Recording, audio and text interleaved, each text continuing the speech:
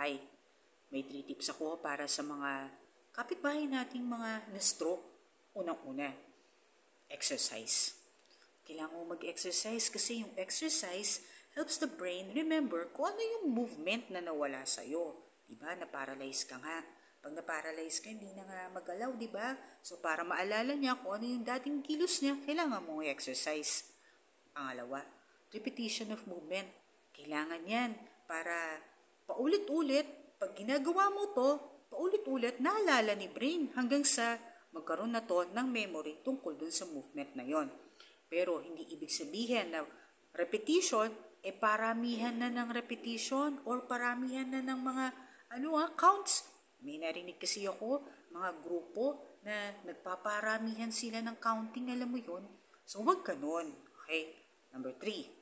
Okay. Ito, napaka-importante. Teka, yun. Tuloy mo lang yung mga activities na ginagawa mo. Kahit ba sabihin nila na 3 to 5 months in golden period ng stroke na kailangan may balik lahat ng movement mo. Hindi, tuloy mo lang and be consistent with what you are doing. Yun lang yun. Okay?